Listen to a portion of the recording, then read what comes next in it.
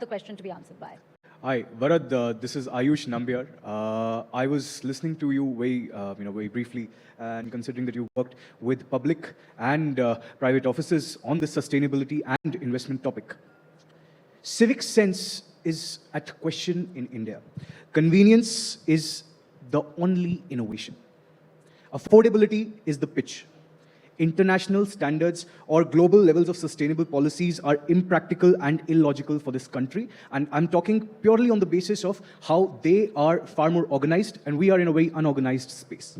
How are investors like me or you or the international foreign deposits or however you want to call it, how are we going to adjust and pump money into the sustainability ecosystem of this country? Varad? It's a very broad question. I think my highest level answer would be like, for everything, you have to appeal to people's incentives, right? And so like we said, for commercial investors, we have to make the business case work for them. And that's why I think the whole catalytic capital piece is really important, because there are many spaces where today there is a business case, renewable energy that we've been talking about all afternoon, but there are many other spaces where that's not the case. I think similarly, we have to also appeal to the consumer sentiment in a way that makes sense for us, right?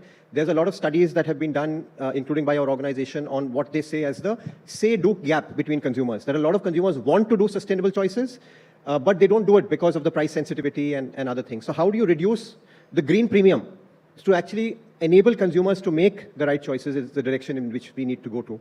So I would say at the highest level, those would be two things, but I'd love to see what... Yes, Arjun, please go ahead. I'll just complement that, because to say that in the places where there is a business case, like renewable energy, the main equity investors have actually been international investors. So we've had sovereign wealth funds, pension funds, private equity funds from the likes of the Middle East, from Canada, from Europe, from Southeast Asia, from Singapore. They have been the actual investors on the equity side on all renewable energy platforms in India. So that's an actual success story. International capital is actually flowing. And like I said, this is despite the fact that the Indian rupee depreciated by about 20% between 2019 and 2025.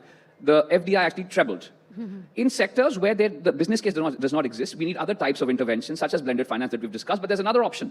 The international carbon markets under Article 6 of the Paris Agreement. So India and Japan signed the agreement for cooperation in October last year. This opens up potentially projects by the private sector to be set up in India, jointly by, let's say, an Indian and Japanese company in sectors where the business case does not exist. Let's say green hydrogen or even CCUS. All these frontier sectors where the business case does not exist can actually benefit from additional revenue streams from carbon credits that can facilitate access to debt capital through superior debt sizing and improved terms of debt. So these types of innovations can facilitate additional flow of international capital in sectors where it's not flowing. And in some sectors, it's already flowing. So that is where India has had some success in attracting it. Perhaps the challenge is to democratize the access to it.